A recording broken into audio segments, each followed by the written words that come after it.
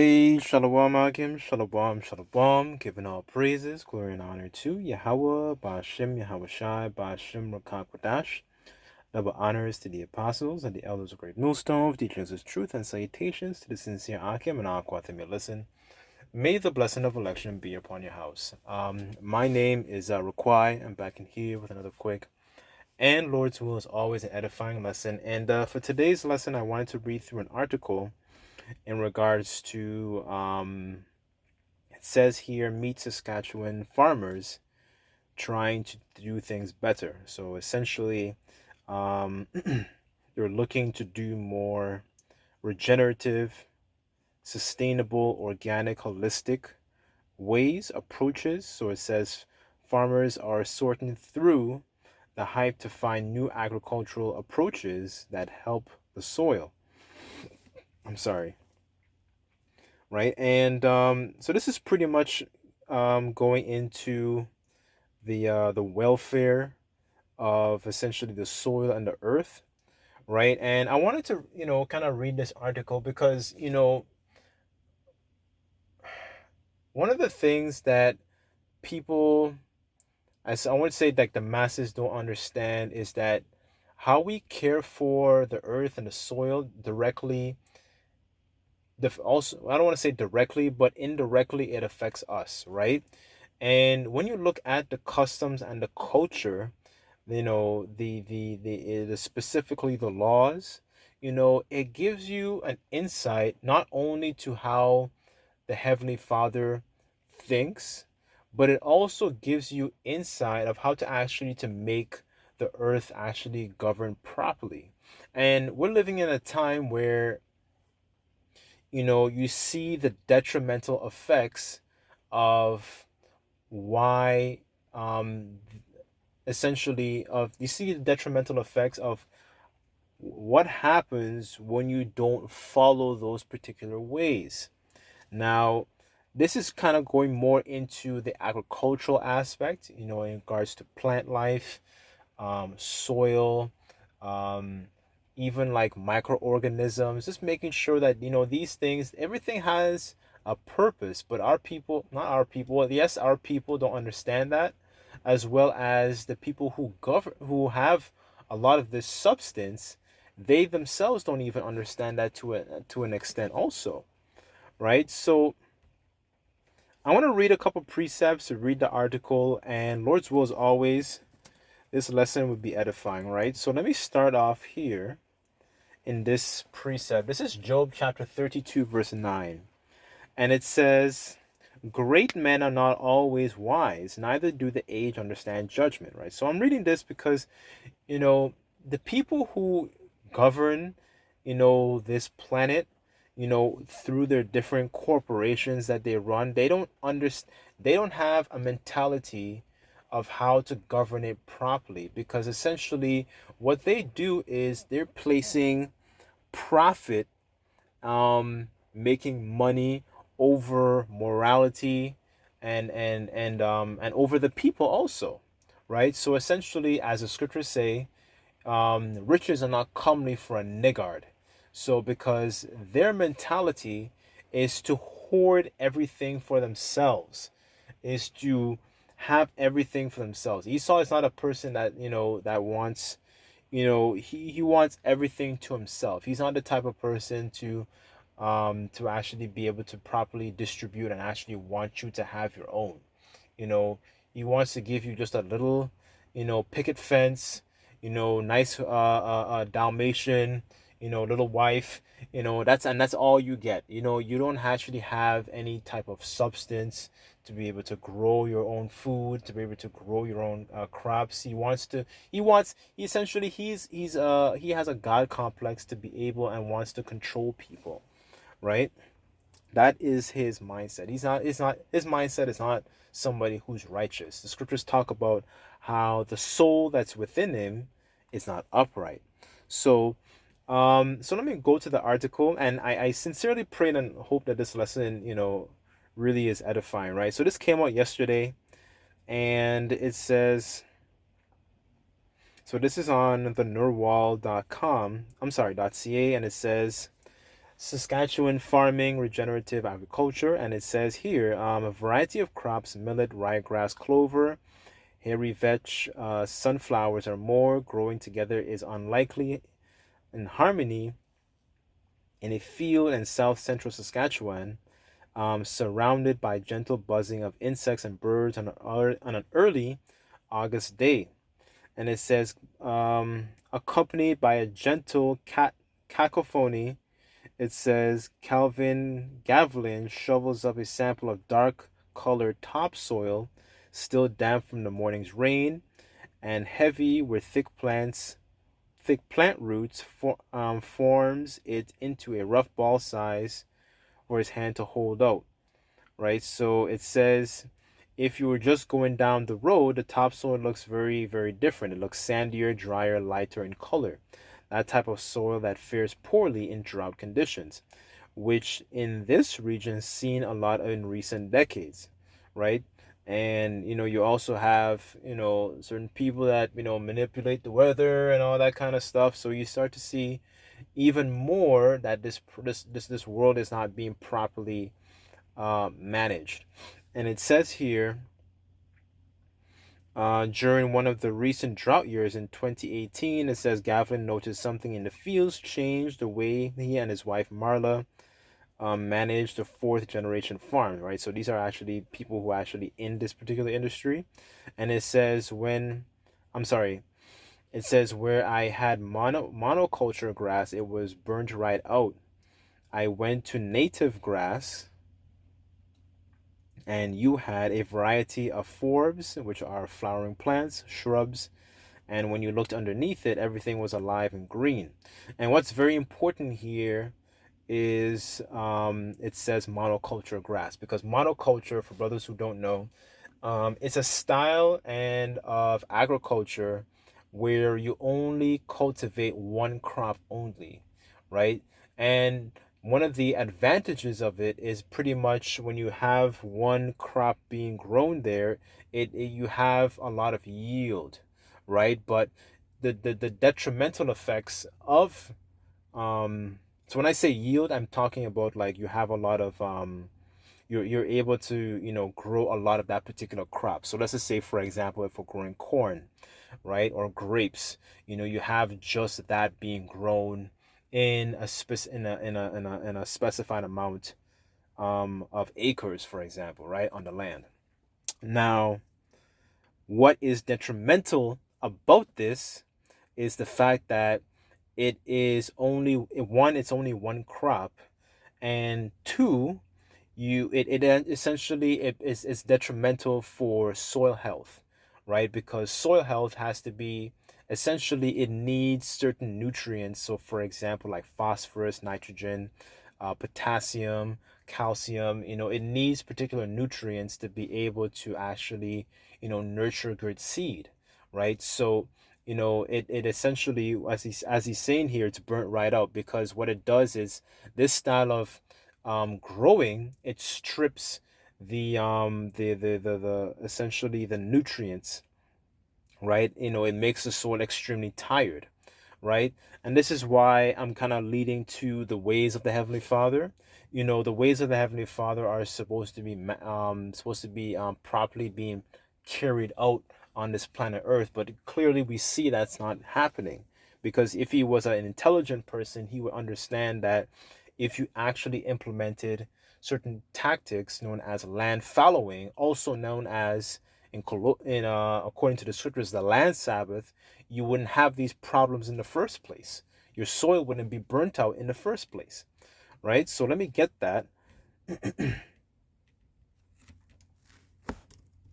you know, it's very interesting that actually it was the so-called Native Americans are actually, they had more of a stronger understanding of the land and actually being able to care for the land, right? When they were over here before Esau, came and, began to massacre the buffalo to get at Gad and the northern tribes, right? So this is Leviticus chapter 25. Um,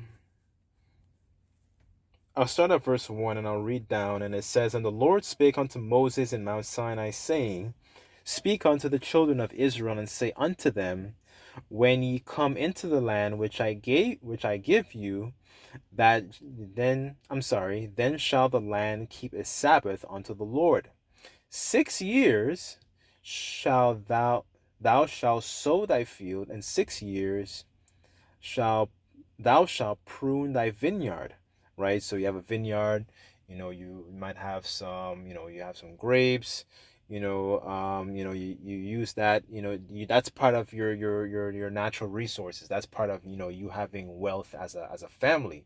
And it shows you in these times, in America, you people, especially Israelites, you don't have real wealth. You don't have that type of substance where, okay, you have a plot of land and you can plant whatever on that land. There's no what they call that, in the ancient times you didn't have like a fridge to store your crops. You planted whatever in a specific side of your house, right? And then you use your crops and your plants accordingly. But you see that in these times, you don't actually have a real substance, you know. So I'll read verse 3 again, and it says, 6 years thou shalt sow thy field, and 6 years thou shalt prune thy vineyard and gather the fruit thereof. But in the seventh year shall be a Sabbath of rest unto the land, a Sabbath for the Lord. And it says, thou shalt neither sow thy field and prune thy vineyard, right? Um,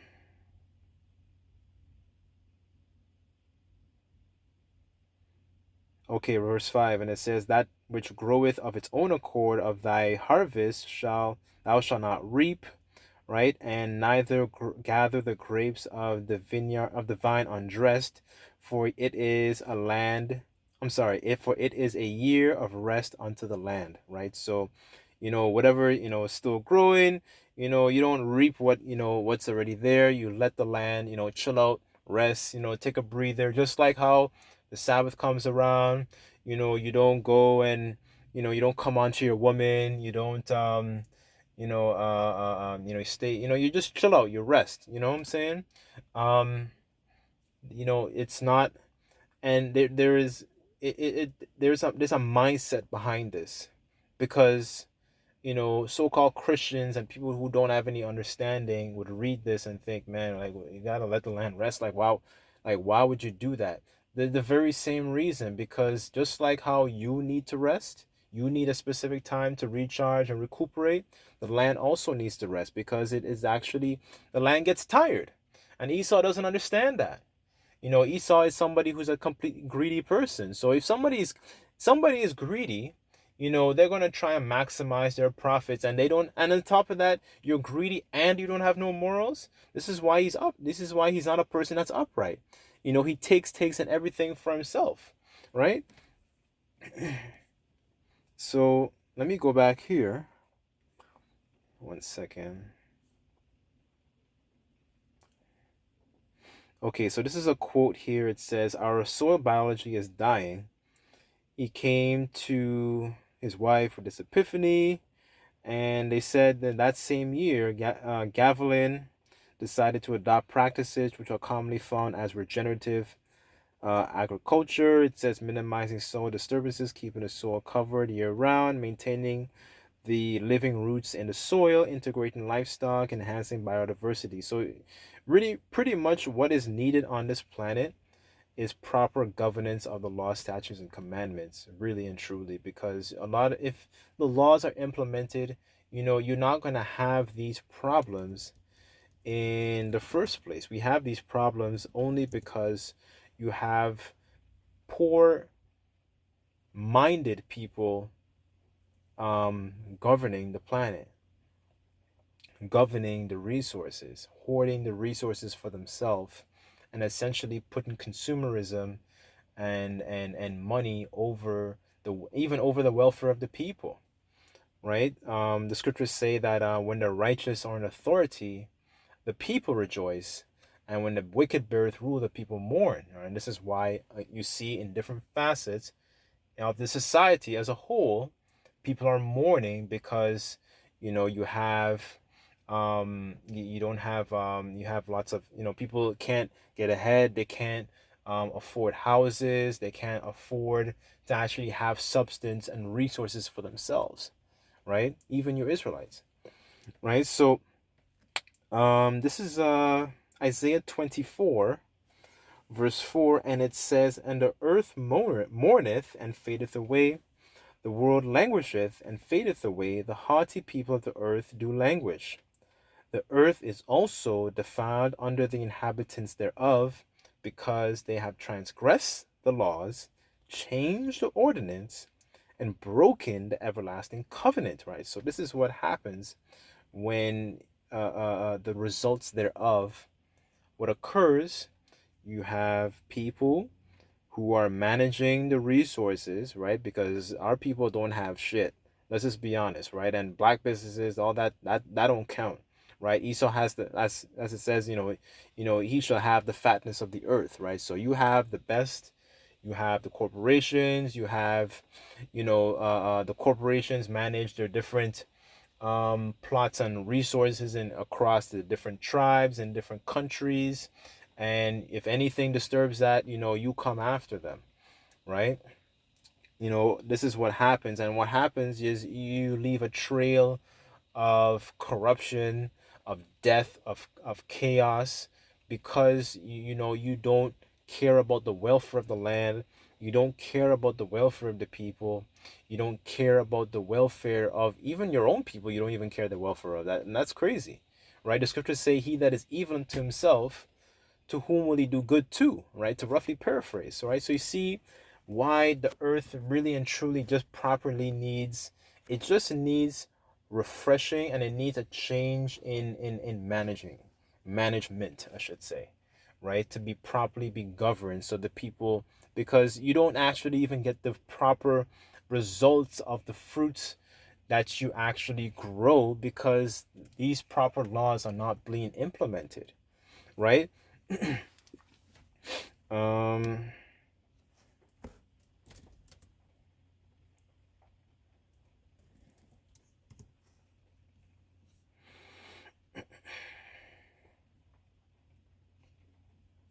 this is Jeremiah chapter 49 verse 9, and it says, "If grape gatherers come to thee, would they not have leaned some gleaning grapes? If thieves by night, they will destroy till they have enough.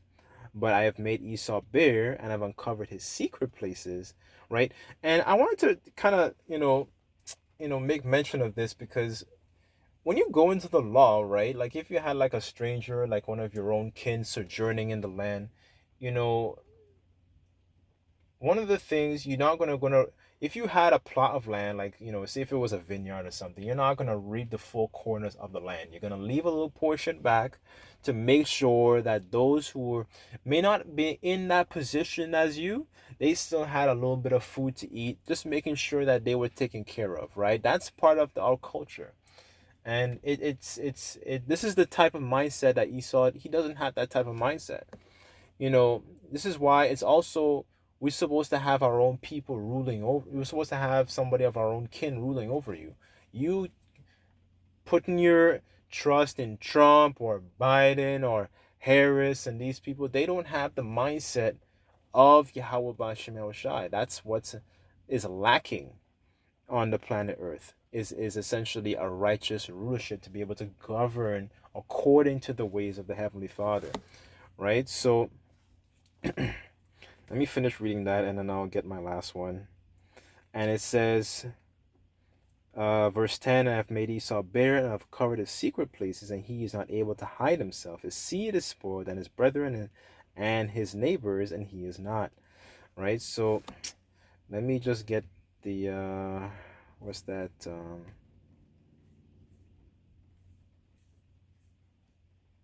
Where is it? Okay, actually, this one's in the Apocrypha.